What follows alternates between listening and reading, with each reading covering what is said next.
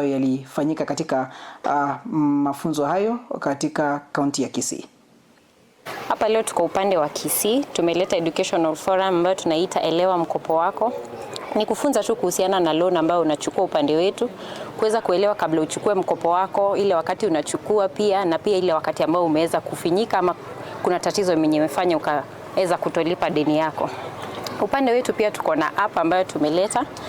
App yetu ni kuweza kuwa transparent kwa customers wetu, wajue kiwango cha pesa ambao wamelipa, penye wamefikisha na kiwango ambacho wamesalia.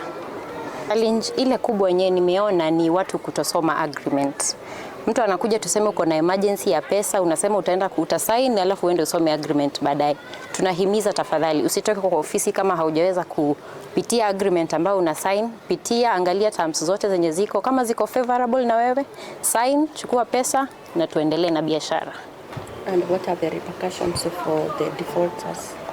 Upande wetu tuko na option ambayo tunaita restructuring. Ni ile wakati tuseme uko hospitali huwezi kulipa malipo yako, tuseme bike iko under repair ama tuseme iko police station, mambo ni mingi, wewe ndo utatueleza. Option ya restructuring ya kukupatia muda uweze kurecover kama uko hospitali ama kama ni kutengeneza bike yako, ndio tuendelee malipo vizuri. Wachukue loan wakiwa na shida, ama wachukue loan akiwa anajua kitu anafanyia mkopo wao. Pia kitu tumesoma ni ukishachukua loan yako, ujue agreement ya umesign inaeleza nini. Kama utawezana na kulipa hiyo mkopo ama uelewe juu ya agreement, unawezaje uchukue wakati uko tayari kuchukua mkopo wako. Pia kitu tumesoma ni hiyo pikipiki ya Mungu iko na tracker. Hiyo tracker ndio security yetu ya sisi kama kampuni tumeweka. So in case pikipiki imepotea, hiyo tracker ndio inatusaidia kutafuta hiyo pikipiki. So kwa wateja wetu, kama tracker yako imezima, make sure umeenda kwa branch yote ya Mungu, hiyo tracker itengenezwe. Sana ile shida tulikuwa nayo ni ile shida mtu alikuwa analipa haionyeshi ni balance yake ni ngapi ama amelipa ngapi, lakini uzuri wale wametufundisha, wameleta mpya hiyo yenye itatusaidia sana, itasaidia wateja wetu.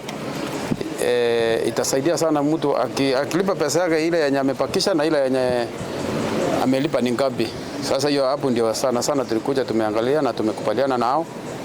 Kitu ya pili tumekubaliana nao hata vijana wetu huko nje wasikimbishwe sana, kila mtu angangane na kulipa loan yake.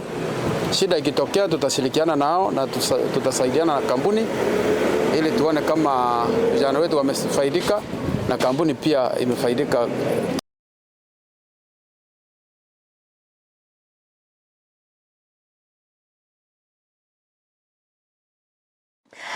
Naam, hayo ni yale ambayo yalikuwa yanaendelea katika kaunti ya Kisii, ikiwa kwamba leo hii walikuwa na mafunzo walioyafanya